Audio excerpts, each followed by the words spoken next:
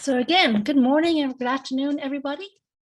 Welcome to the Notice of Funding Opportunity Technical Assistance webinar for the Staff Sergeant Parker Gordon Fox Suicide Prevention Grant Program.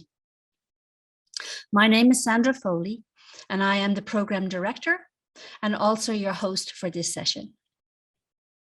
We are immensely grateful for your interest in our program and are excited to provide more information on how to apply.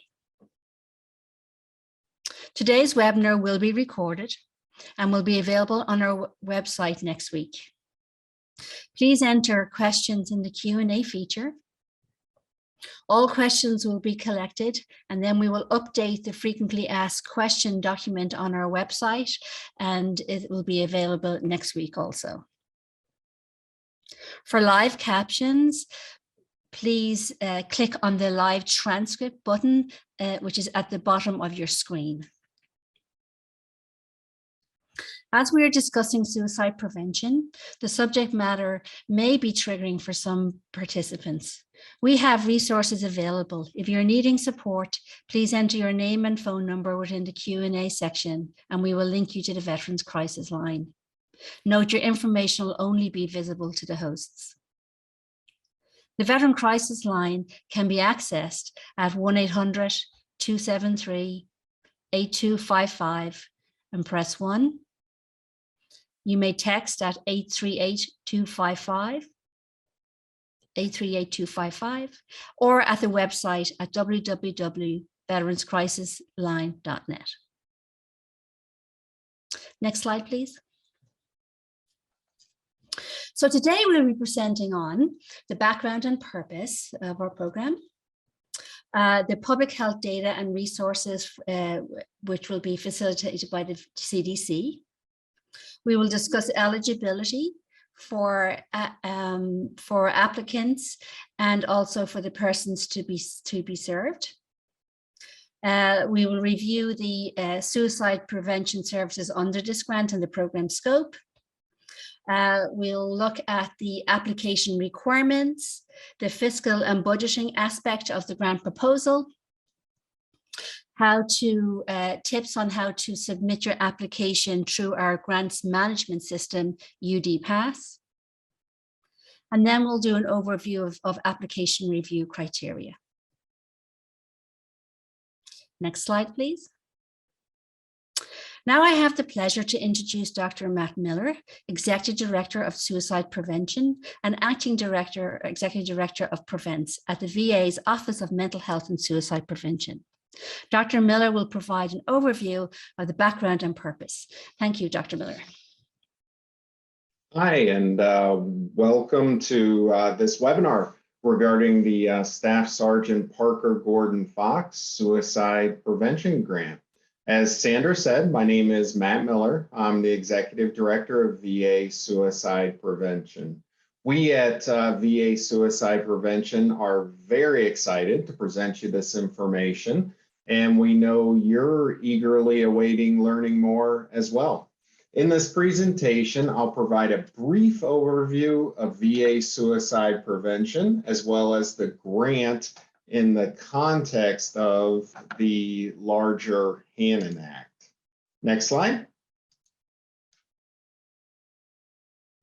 The Staff Sergeant Parker Gordon Fox Suicide Prevention Grant offers a unique and exciting opportunity to build upon and further the VA's public health approach to suicide prevention.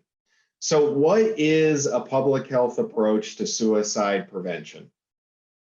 A public health approach reinforces the role and value of individual and group-based clinical interventions along a broad continuum of mental health and medical interventions. We know solidly based, well-implemented clinical interventions can and do meaningfully impact suicide risk, behaviors, and outcomes. A notable portion of our strategic plans therefore committed to expanding veteran access to evidence-based suicide interventions. Additionally and importantly, though, a public health approach acknowledges and addresses the role of factors, contexts, and settings beyond the individual and beyond the clinic. We call this a social ecological perspective, where the roles of home, work, school, community, and society are incorporated into prevention, intervention, and postvention programs and policies. As is plainly obvious, the VA cannot and should not independently and fully address all relevant clinical and community domains central to veteran suicide prevention. We all have a role to play. A beautiful function of the Staff Sergeant Parker Gordon Fox Suicide Prevention Grant is that it integrates the VA with the community to address improved and expanded prevention, intervention, and postvention support services. Next slide, and before I proceed any further regarding the details of the Staff Sergeant Parker Gordon Fox Suicide Prevention Grant, we'd like to share some background on the Commander John Scott Hannon Veterans Mental Health Care Improvement Act, which authorized the VA to implement this important grant program. Commander Hannon honorably served a 23-year career with the U.S. Navy SEALs. Following, he retired to his family home in Montana. He understood and directly experienced a personal journey involving the important overlap and relationships between clinical and community, the individual, and the collective. Commander Hannon died by suicide on February 25th, 2018. The Hannon Act was carefully written by Congress to reflect the perspectives, values, and issues exemplified by Commander Hannon. In this way, and as you'll see on the next slide, it's very comprehensive. There are 7 major themes addressed within the Hannon Act called titles.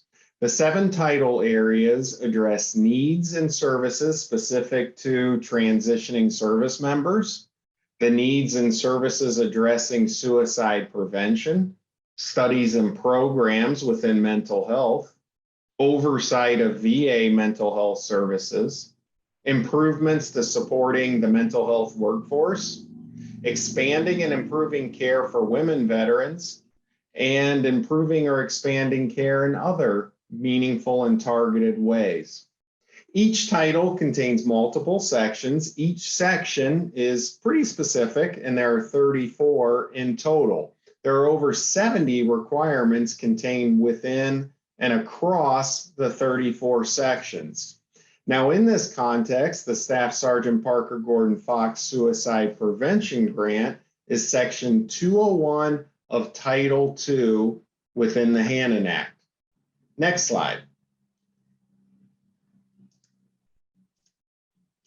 Now, pulling the stick back and climbing up to the 20,000 foot level, the Hannon Act has 3 cross-cutting themes: improving access to mental health and suicide prevention services, expanding scope and breadth of services available to veterans, and improving equitable access to quality services and programs for all veterans.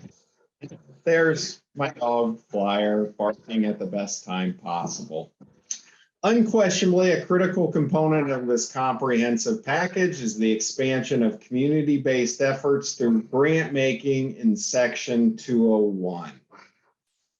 All right. And the final slide, as the Hannon Act itself reflects the spirit and life of Commander Hannon, the Staff Sergeant Parker Gordon Fox Suicide Prevention Grant honors its namesake. An Army veteran known for professionalism and excellence in the exercising of his military duties and service, as well as for his character, notably marked by generosity and kindness, particularly to those in need. With such a backdrop of honor and service, an incredible sense of responsibility accompanies. It's with this awareness and honor and service and sense of responsibility that we look to embrace and seize the opportunities this grant affords. So let's now take a look at the next steps. And Sandra, back to you, and then to Deb Stone. Thank you. Great. Thank you so much, Dr. Miller, for the presentation and your leadership and support for this important initiative. Next slide, please. Great. So now I'm going to introduce Dr. Deborah Stone. Dr. Stone is a lead behavioral scientist at the Division of Injury and Prevention at the Center for Disease Control and Prevention. Dr. Stone has worked in suicide prevention for over 20 years and will present on the public health data and CDC resources. Welcome, Dr. Stone. Thank you very much. It's a pleasure to be here with you today. I'm going to share a brief overview of some of our suicide-related data, as Sandra mentioned, and hopefully this will be helpful to you in your work and activities going forward. Next slide. CDC provides both suicide morbidity and mortality data on our website. In terms of suicide mortality data, this is collected by way of the National Vital Statistics System and the National Violent Death Reporting System. We have two platforms in which to access these data. One is called CDC Whiskers, which has, and I don't remember the acronym anymore, but it's a cute name, CDC Whiskers, and CDC Wonder, which I will explain a bit more in a moment. Next slide. So let's first look at the National Vital Statistics System, or NVIS, as we call it for short. NVIS suicide data come from the death certificate. And in the CDC Whiskers platform, you can query suicide counts and rates by year, by sex, by age, race, ethnicity, means of suicide, urban or rural status, and by state. You can also do combinations of these variables to get a pretty nice overview of, I shouldn't say nice, overview of the suicides going on in a particular place and over time. CDC Whiskers also presents the leading causes of death nationally or by state, and you can look at this by age group. This data can also be examined by different variations shown here. Suicide data can also be queried in what's called CDC Wonder. CDC Wonder includes all of the data fields I just mentioned above, plus other more detailed categories or variables. For example, if you really want to dig down into the data, you can look at suicides by, say, county or by ICD-10 codes or by month, week. While these features are great, I do recommend starting with CDC Whiskers first, since it's a bit simpler to use. Then if you do need more details, I would go to Wonder next. So the vital stats data typically come out at the end of the year or early January and are about 2 years behind, unfortunately. So 2020 data just came out at the end of 2021. Provisional data is now available in CDC Wonder and on CDC's rapid release mortality dashboard linked here. Note that neither Whiskers nor Wonder will provide you with veteran or active duty status. For that, you can look at the National Violent Death Reporting System. Next slide. NVDRS is a state-based de-identified data system that collects data on violent deaths, including suicide, in all 50 states, DC, and Puerto Rico. Data in NVDRS are combined from the death certificate, medical examiner or coroner reports, and law enforcement reports. Excuse me. The use of these three sources of data is what makes NVDRS so unique. You can query NVDRS data in Whiskers and look at suicides by state, race, ethnicity, and sex. It also includes location of death, homelessness status, military status, along with suicide circumstances, which I'll discuss in a moment. If you want to review the data more in depth, you can also apply for the restricted data by email shown here. Next slide. 2 additional things that make NVDRS data unique. Unlike the vital stats data, NVDRS includes a field for ever served in the military. This may be particularly useful to you all. However, this variable can't be broken out into veteran versus active duty status, unfortunately. What also sets NVDRS apart is that you can examine the circumstances of suicide, including things like job or financial problems, relationship problems, arguments, mental health concerns, treatment, history of attempts, and that's just to name a few. The restricted access database contains more than 600 fields. The caveat here is that data on these things is obtained from next of kin. So in many cases, along with the law enforcement report and the medical examiner report. And so if the next of kin aren't aware of these circumstances, it won't be included. Next slide. Very quickly, I'd like to take you through some of the morbidity data. The first source, the National Electronic Injury Surveillance System, provides emergency department data from a sample of US hospitals and provides information on self-harm visits, including age, sex, means of self-harm, among other variables. The second system I'll mention is syndromic surveillance. Syndromic surveillance is a collaborative effort between local and state health departments, CDC, and other partners, and it's used by public health officials to detect, monitor, and characterize health events in near real time. These data are collected from more than 6,000 healthcare facilities, representing more than 70% of emergency departments in 49 states. Because of its timeliness, it can serve as an early warning system for public health emergencies or responses. For example, alerts can be set up to notify staff of upticks in health events such as suicide attempts, and this can lead to prevention action. Next slide. I won't go through this graphic, but just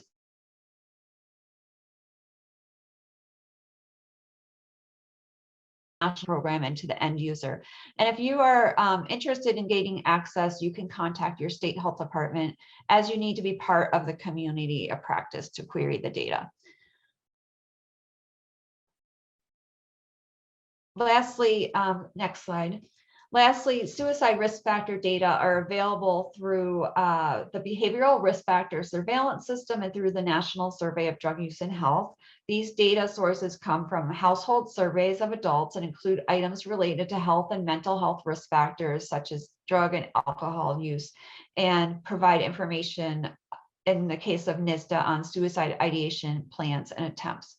Both of these data sources include veteran status and are able to be queried online. Next slide. So thanks very much for your attention, and please put questions in the Q&A, and back to you, Sandra. Great. Thank you so much, Dr. Stone, for your ongoing partnership and your, especially in providing us with technical assistance as we build up the grant program. Sure thing. So the next 2 slides we've included in this one here, we've included resources from the CDC. Should anybody want to have any additional interest in these elements. And the next slide as well has another really great resource that we have been provided from Dr. Stone, and we just wanted to keep them in the PowerPoint so that you will have access to that. Great. Next slide, please. So our next presenter is Miss Alicia McIntyre. Alicia is the reporting and correspondence coordinator for the Staff Sergeant Fox grant team. Alicia will review eligibility for applicants and also eligibility for persons to be served. She'll review the suicide prevention services under the grant and the program scope. So over to you, Alicia.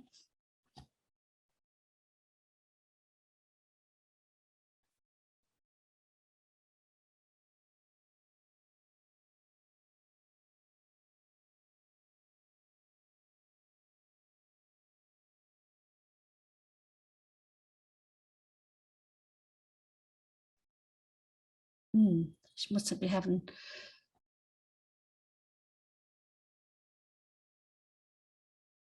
trouble getting on. Okay, let me just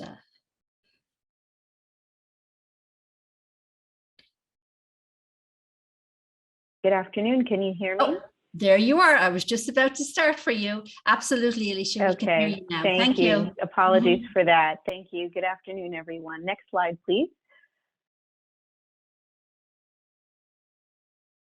Eligible entities can apply for grants worth up to $750,000 per year and may apply to renew awards from year to year throughout this 3-year pilot program. Eligible entities generally include incorporated nonprofit private institutions or foundations with a governing board, a corporation wholly owned or controlled by a nonprofit organization with a governing board, Indian tribes, and community-based organizations. If an entity can demonstrate a basis in the community and can effectively serve that community and network with local civic organizations, regional health systems, and other settings where eligible individuals and their families are likely to have contact, then it meets the definition of a community-based organization and eligible entity. Please refer to Section E of the application for more details on demonstrating your organization's community basis. State or local governments are also eligible entities to apply. Next slide. Through the Staff Sergeant Fox Suicide Prevention Grant Program, eligible entities will provide services to eligible individuals across the country. Individuals eligible to receive services as part of the Staff Sergeant Fox Suicide Prevention Grant Program include persons at risk for suicide who are veterans under Title 38 of the United States Code, which defines a veteran as a person who served in the active military, naval, or air service, and who was discharged or released therefrom under conditions other than dishonorable. Eligible individuals to receive services under this grant program also include former service members who were discharged from the armed forces under conditions that were not honorable, but also not dishonorable or by court-martial, and certain veterans and members of the armed forces eligible for readjustment counseling services from VA. Family members of eligible individuals will also be able to receive certain services. Next slide. Next, we want to define participant eligibility as it relates to the risk of suicide. For the purposes of Staff Sergeant Fox Suicide Prevention Grant Program service eligibility, suicide risk is defined by VA-provided suicide risk screening tools to be used by the grantee and may include the presence of recent suicidal ideation or behaviors in combination with suicide risk factors as described in the Code of Federal Regulations 38 CFR 78.10. Next slide. And next, we'll review the suicide prevention services that grantees will be authorized to provide. Next slide. The suicide prevention services authorized by this grant include outreach to eligible individuals with an emphasis on those who are at highest risk for suicide or who are not receiving health care or other services furnished by VA. First, a baseline mental health screening for risk. We want to emphasize that this screening for risk is required for all grantees. This includes administering the PHQ-9 Patient Health Questionnaire and the Columbia Suicide Severity Rating Scale. VA will provide these screening tools and technical assistance on the use of the tools to awarded entities.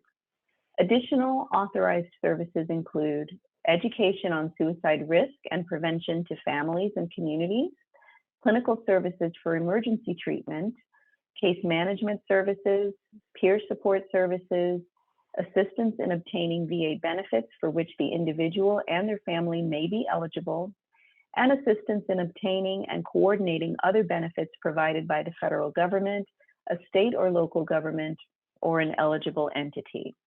Next slide. Additional services authorized under this grant include assistance with obtaining services relating to emergent needs, non-traditional and innovative approaches and treatment practices as determined appropriate by VA in consultation with appropriate entities, other suicide prevention financial assistance, for example, payments to a third party not to exceed $750 per participant in any one-year period for expenses related to gaining or keeping employment or lethal means, safety and secure storage, other suicide prevention services as set forth in the notice of funding opportunity or approved by VA. The application review process will include consideration of demonstrated evidence-informed interventions for improving mental health status and well-being and reducing the risk of suicide of eligible individuals and their families. Next slide.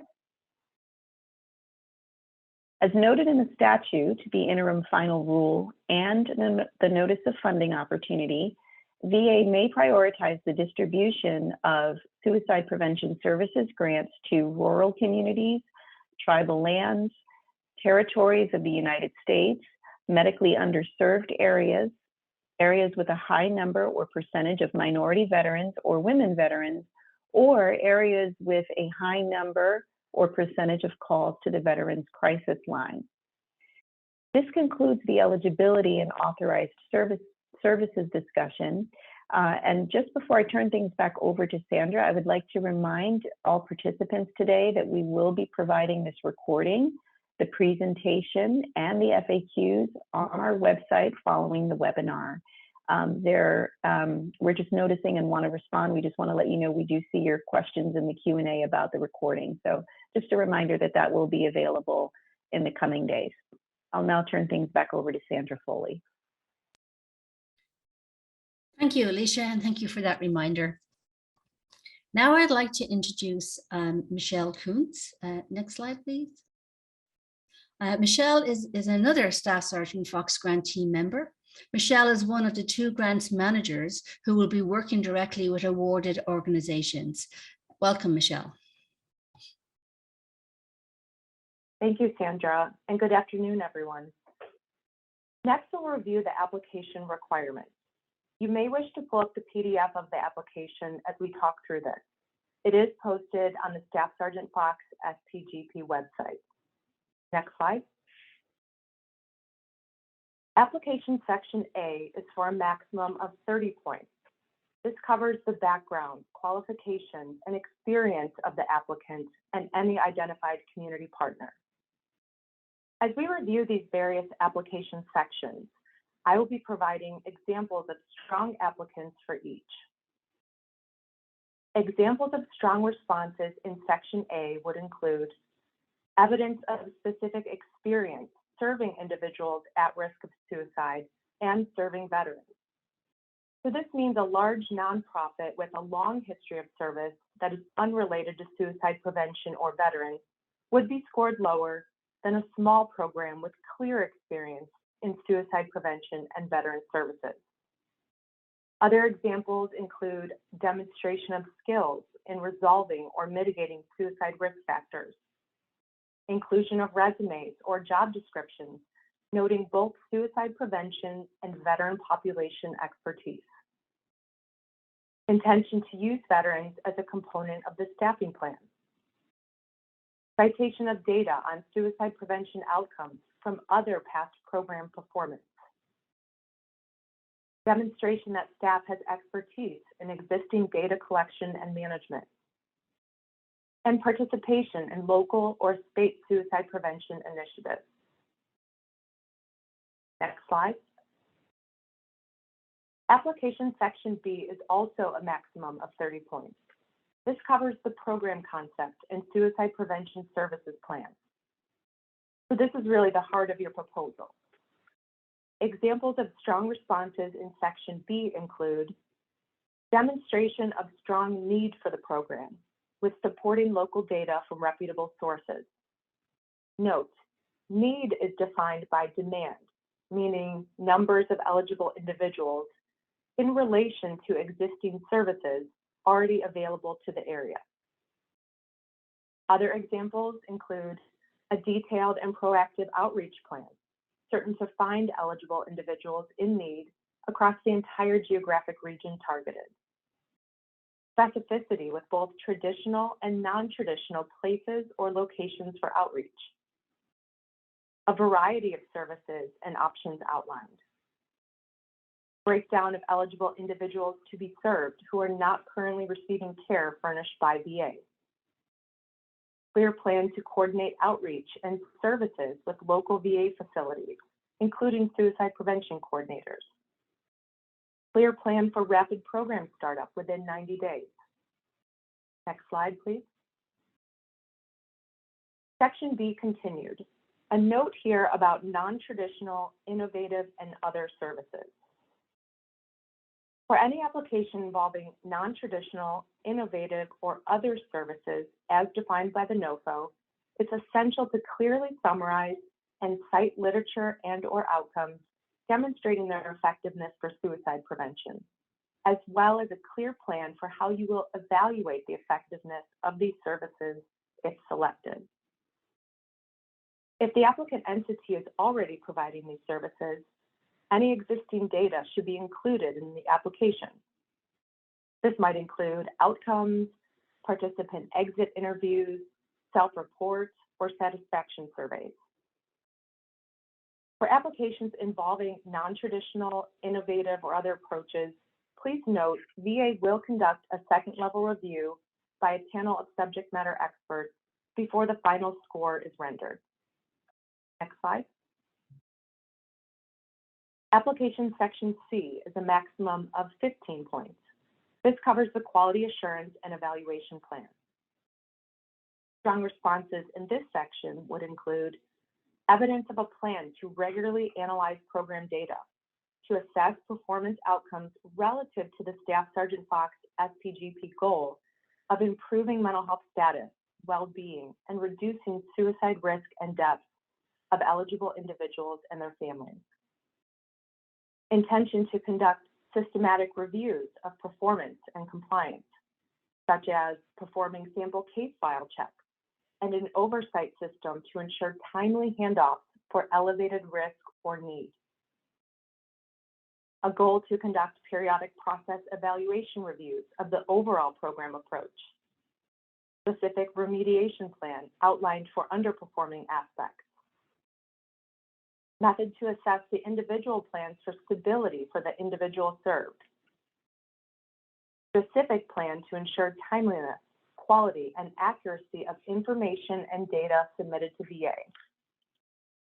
And finally, evidence of a clear grasp of the challenge of identifying and engaging at-risk individuals in sustained services, coupled with an understanding that only allowing or retaining those in the program who seem to have a high probability of success is not aligned with the program's goals. Next slide, please. Application section D carries a maximum of 15 points. This covers the financial capability plan. Strong responses in section D might be evidence of sound financial controls, clear explanations for all assumptions in the budget, a smart tracking system for balancing budget between Staff Sergeant Fox SPGP categories, a detailed explanation of the income support assistance line, evidence of additional sustainable resources to complement the Staff Sergeant Fox SPGP budget. Slide. Section E has a maximum of 10 points, and this involved area linkages and relations.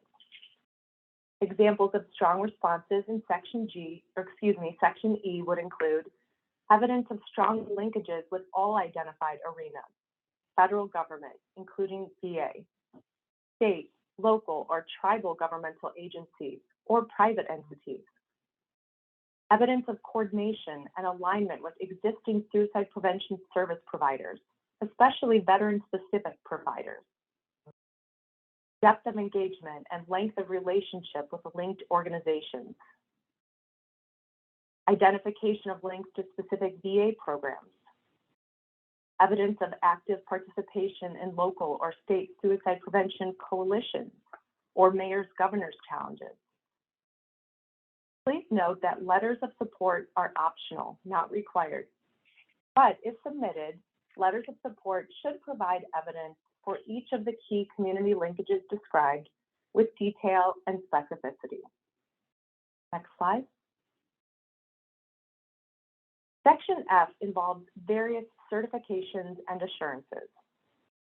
The applicant will certify the following: that they and any identified community partner will comply with all requirements of this regulation, the grant agreement, excuse me, and all other applicable laws and regulations. All information submitted with this application is accurate and does not contain any false, fictitious, or fraudulent statements. They are not currently in default or delinquent on any debt or loans provided or guaranteed by the federal government. In the preceding 3 years, they have not been debarred, suspended, or declared ineligible from participating in any federal program, formally proposed for debarment, voluntarily excluded from participation in a federal transaction, or indicted, convicted, or had a civil judgment rendered for any of the offenses listed in the regulations governing debarment and suspension. If this grant is awarded, any and all reports required by VA will be made available and contain such information as VA may require, to include on-demand access when appropriate. If this grant is awarded, the applicant will establish and maintain procedures for fiscal control and fund accounting as may be necessary to ensure proper disbursement and accounting with respect to the grant. This program will comply with all provisions of Title VI of the Civil Rights Act of 1964. And finally, to the best of their knowledge, attest that lobbying has not occurred, or submit a disclosure to report lobbying form, and ensure any subcontractors, if applicable, certify the same. Next slide. The first part of application section G involves references for citations. All literature that has been cited in this application needs to be listed as a reference here and correspond via a numbering system for identifying the locations within the document of the in-text citation. Next slide. Application section G continued. A very important note. Applicants must be registered on sam.gov to obtain a unique entity ID or UEI number prior to submitting an application. You will be able to start an application, but you cannot submit without the UEI number. Note, UEI has replaced DUNS. Instructions on how to register your organization and obtain a UEI number are available on sam.gov. If you do not currently have a UEI number, we strongly recommend you initiate the UEI process immediately to avoid any delay. Section G exhibits are attachments for upload and listed here. These include applicant organizational chart, resumes and hiring criteria, the program budget, which you will hear more about momentarily, documentation that demonstrates that your organization is one of the required eligible entities. This might be bylaws, articles of incorporation, 501c3, etc. Note, if your entity falls under only the community-based organization eligibility, you would upload evidence of community linkages in section 4 here, which is a required field, and also place that content in section 5 in this section. Section 5 here is an optional field for everyone to upload letters of coordination, MOUs, or relevant partnership agreements. I will now hand it back to Sandra to introduce our next speaker. Thank you. Great, thank you so much, Michelle. Our next team member to present is Robert Bobby Thompson, who is our Business Operations Manager. Bobby works with the financial and contractual part of our program, and he will review the fiscal and budgeting aspects of the application. Thank you, Bobby. Thank you, Sandra. Next slide. As Sandra said, my name is Bobby Thompson, and I'm the Business Operations Manager for the SSG Fox Suicide Prevention Grant Program. I'll be working with awarded organizations and providing guidance related to your funding, financial reporting requirements, accessing funds, as well as oversight and compliance. I'm going to take just a couple of minutes to cover some of the basic financial and budget aspects of the application process. Next slide. Award announcements are planned for September 2022, which, as we all know, is just around the corner. An application can request a maximum amount of $750,000, which was stated earlier as well. Adjustments by the VA to this funding level could be made based on the availability of funds in any given year moving forward. For awareness, access to funds will be facilitated through the HHS Payment Management System, which is an online interface that will connect to organizational bank accounts through electronic funds transfer. Registration for this system will occur after award announcements are made, and further guidance on that process will be provided at that time.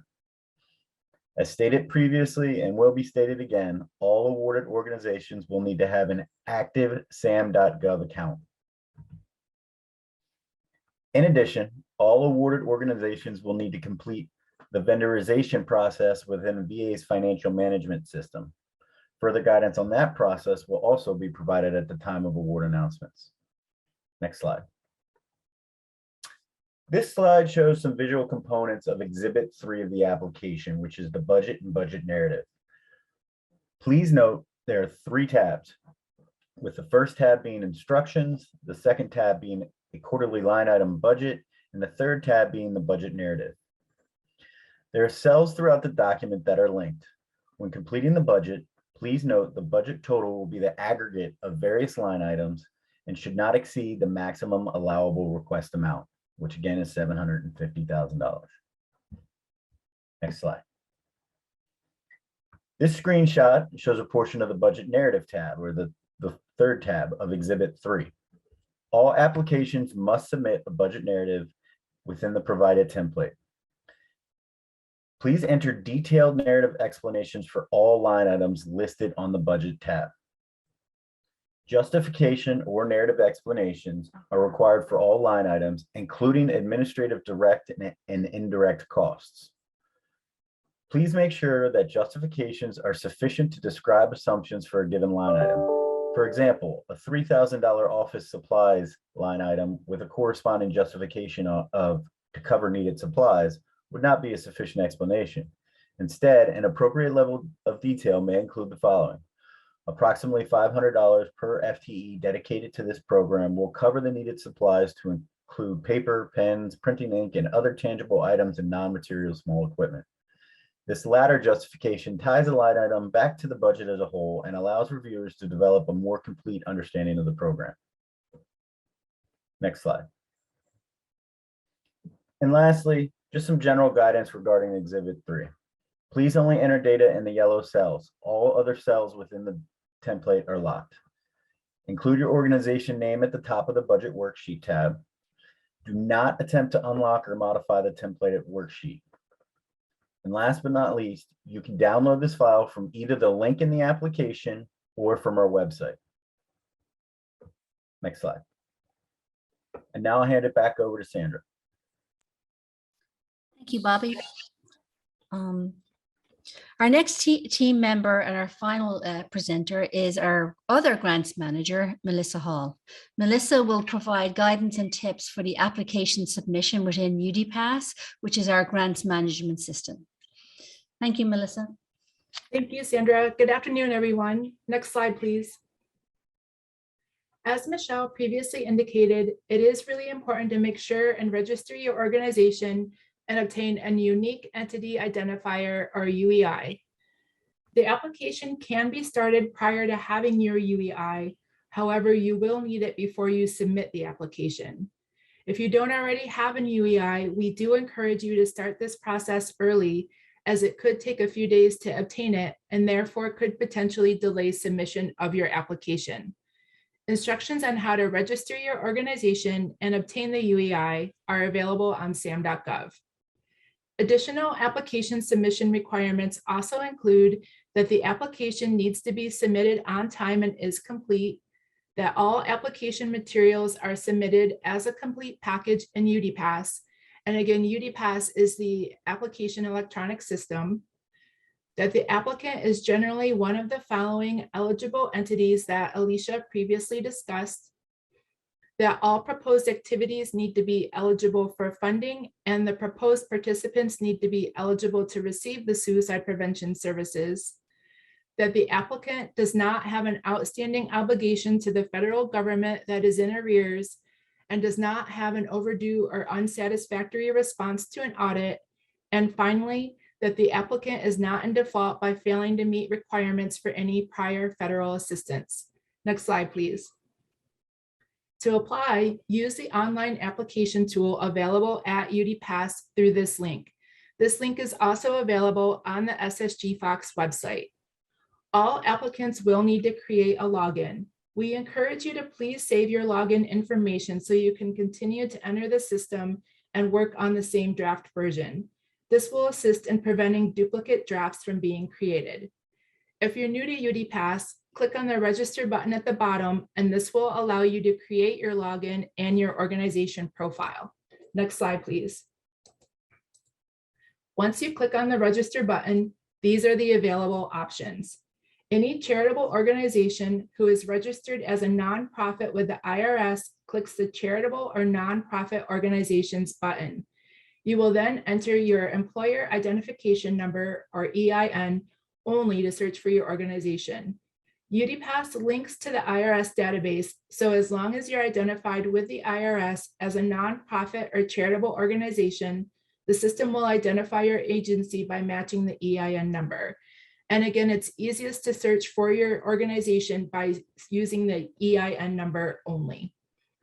All other entities will select the eligible entities that are not charitable or nonprofit organizations option.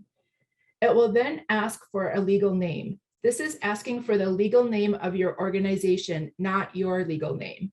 You'll have an opportunity to enter your name and personal contact information further below on the screen. Once you've successfully registered, an automated email will be sent to the email address you entered along with a temporary password.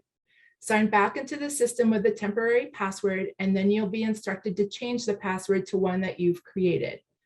Once the password's updated, the next screen you'll see is the main portal page of UDPass.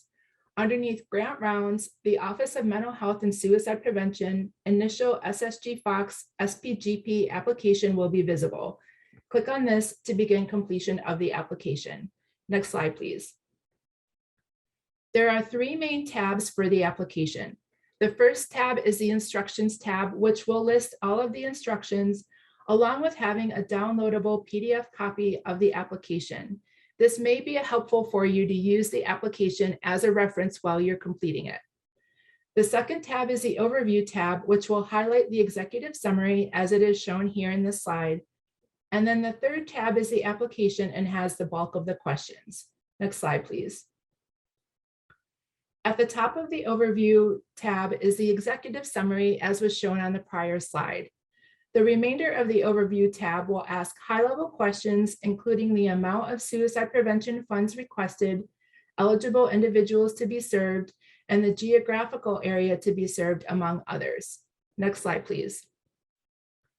As previously mentioned, the Application tab will have the majority of the questions to answer. So here are a few helpful tips while you're navigating completing these questions.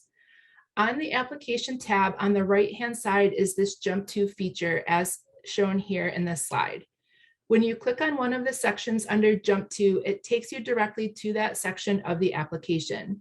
This can be helpful if you're working on the application in sections, and specifically also if you're logging in and out of the system to continue working on it. So for instance, if you finished section D and log out of the system and then come back into the system to continue working on section E, when you click on section E under Jump To, it takes you directly to that rather than having to scroll all the way through the application. We also encourage you to repeatedly save your information while you're entering it to prevent any potential information from being lost. There also is an ability to copy and paste information into the free text boxes, and this may be an easier way for you to enter some of the information. And then it's also helpful to know that the majority of the fields in the application are mandatory, so will require a response. Next slide, please. Under Section B of the application, you will need to identify the services you plan to provide and your proposed program scope. This is a table you will click into to add each service. Each service you plan to provide must be entered individually by clicking on the plus sign. Also, whether you will provide the service directly or coordinate through a referral to another organization, as well as a description of how you will be providing the service, is also needed. A friendly reminder that the baseline mental health screening is required by all grantees, so please make sure to include that here. And again, it's also important to remember to add all of the services that you plan to provide and or coordinate. Next slide, please. Again, there are a lot of questions within the application, so continuing to save your draft is very important. The Save Draft button is visible on the bottom as highlighted here on this slide, and you're able to save the draft as long as you need before you submit. And again, also working on the application in sections may be a helpful way to complete the information. Next slide, please. This slide is highlighting the preview button. This preview button is visible on the top of the page, regardless of which tab you're in. When you click on the preview button, it generates the entire application in a PDF format. This may be a helpful way for you to review your application prior to the submission, as again, it shows the entire application. This PDF format is then also able to be saved for your records, and it's also printable. Next slide, please. Once you're ready to submit your application, hit the Submit button located at the bottom of the page as highlighted here. As mentioned previously, the majority of the questions are required, so it may be easy to inadvertently miss one. If this has occurred, the system will alert you to this when you attempt to submit it. There will be an indicator at the top of the application of which question was missed. When you click on the indicator at the top of the page, it takes you directly to that question. The question will also be highlighted in red. However, clicking on the indicator at the top will be the easiest way for you to identify the location of the missing information within the application. After the application is successfully submitted, you'll receive an automated email to your email address acknowledging the submission. Along with the email will be an attached PDF version of the application you can save for your records. Next slide, please. Many of these have already been mentioned, but again, really want to just highlight the importance of them. And again, how important it is to make sure you register your organization on sam.gov and obtain that UEI, especially if your organization doesn't already have one. It's important to make sure to answer the application questions fully and use data as able and as available. The system does have a 15-minute inactivity timeout. And this is another reason of why it's very important to make sure you're saving your information frequently. There will be a pop-up that will come up to alert you that the system is about to time out. However, if you use multiple computer screens, this pop-up is not always easily visible. So again, saving frequently will assist with this. We encourage you to make sure to answer questions fully, but also note that there is a 1,500 word limit per text box. The system will flag any responses that are over 1,500 words, and you won't be able to submit the application until you're within the word limit. And again, please note this is per text box, so you should have ample space to answer the questions fully. Please make sure to describe fully your program's impact on suicide prevention. And again, remember to add all of the proposed suicide prevention services you plan to provide or coordinate in that Section B table I showed you just a few minutes ago. Next slide, please. We can't stress strongly enough to make sure to please allow ample time for completing and submitting the application to prevent any potential technology challenges. We estimate that it could take approximately 35 hours to complete the application, and this is the reason we're strongly encouraging to begin and submit well in advance of the deadline of June 10th, 2022. It may also be helpful to prepare all of the required attachments before you submit the application. That way, when you get to that section of the application, you're able to upload them all at once, and that may make it easier for you. A friendly reminder of the required attachments include the budget template. And again, the budget template can be found within the application within UDPass. There's also a reference budget template available on the SSG Fox website. You'll also need to include your organizational chart, key personnel resumes, and if you're planning to hire any new staff, the criteria you plan to use for that, documentation verifying you're an eligible entity, and letters of coordination and MOUs are again optional, but if you're planning to provide them along with your application, making sure to prepare them in advance is recommended. The online form will automatically close at 11:59 p.m. Eastern Standard Time on June 10th, 2022, and VA cannot make any exceptions for late submissions. I'll now turn it back over to Sandra for her to finish us up today. Thank you. Thank you, Melissa. Next slide, please. Next slide, please. So I just want to go over some of the application reviews.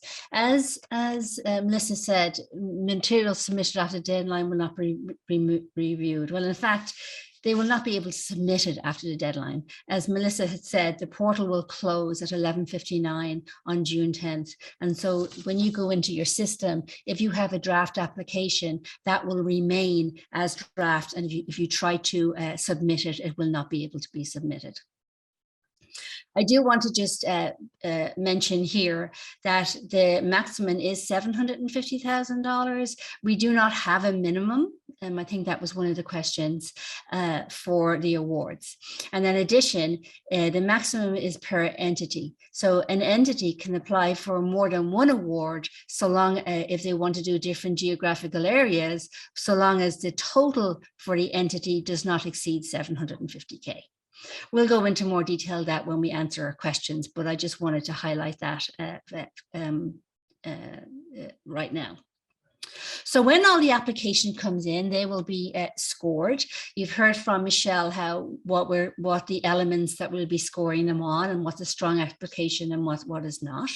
In order to be eligible to be funding, you have to receive 60 cumulative points for all sections with at least 1 point under each category. So if you fail to do the linkage category and you don't have anything in there and don't get any points for that, and have more than 60 points for the rest of them, you're still not eligible for the funding. You really need to have each section covered and have at least 1 point in there. And obviously you need to demonstrate the ability to provide and coordinate suicide prevention services. As you can imagine, the VA funding is highly competitive, and so if a qualifying score does not guarantee funding. To the extent possible, we will ensure that grants will be distributed in as many geographic areas as possible. And that within the statute, we have also the ability to prioritize as Alicia had said earlier, to rural communities, tribal lands, territories of the United States, medically underserved areas, areas with high percentage of minority and women veterans, and areas with percentages of calls to crisis line. So as we review the applications, it'll depend on what applications, because this is the first round, on how we will be really looking at the applications and how this is dispersed, and really try our best to get into as many geographic areas with these priorities in mind. But it doesn't mean that if you're not part of this priority that you will not be funded. Next slide, please. So I just want to have a few resources here that I think will really focus the veteran data for you. I think the CDC has got broad contextual data, but these are two really great sites that we recommend that you go to. On the Veteran Suicide Data and Reporting, you'll find the 2021 National Veteran Suicide Prevention Annual Report. And you'll also be able to grind down at a state level for suicide data. It is 2019, it is not current, but it'll give you a good idea about what at the state level, what the data is. And that does include a breakdown by gender. The VStart is an amazing, invaluable data visualization tool. It really consolidates veterans' demographic, education, socioeconomic, and unemployment data in a user-friendly interface.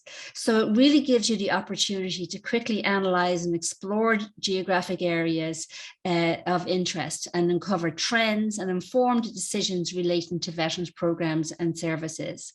We really highly recommend that you visit this site to inform your applications. What didn't make it on this slide, I apologize, is that we will also make available to applicants the Veterans Crisis Line data per region. The way to access that is to email us at our SSG Fox SPGP email. Sorry, my former life just came in.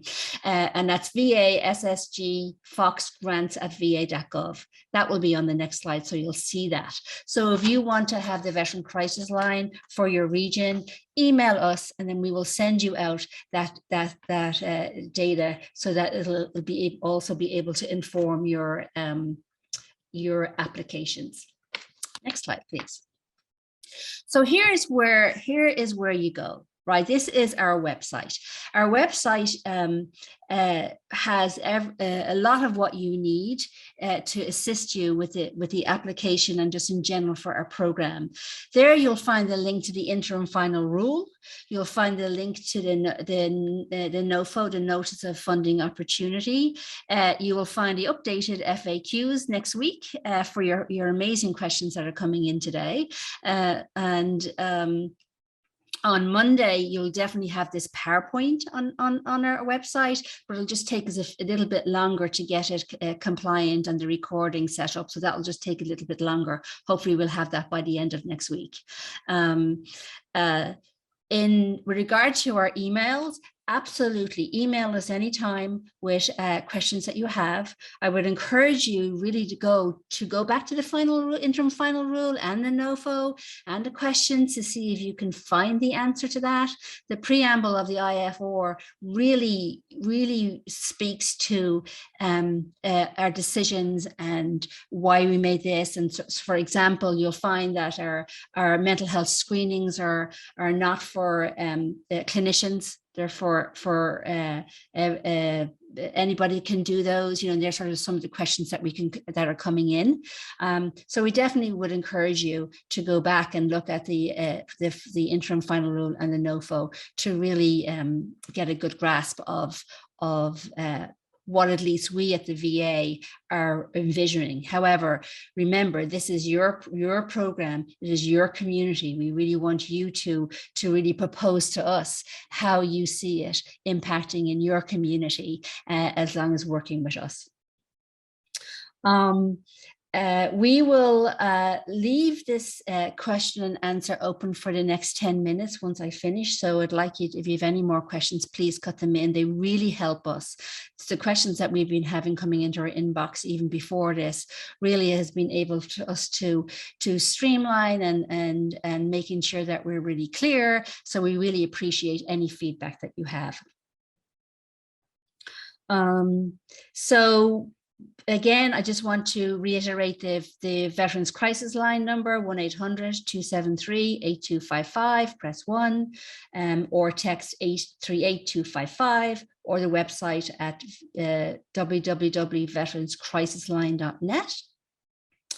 So we really look forward to your applications coming in for this really important program, reminding us all that suicide is preventable. And it does take a community approach to really make that a reality and help our service members that are in crisis. And also to honor the legacy of Staff Sergeant Parker Gordon Fox. Thank you for your time today, and I really look forward to working and looking at your applications in the future. Thank you.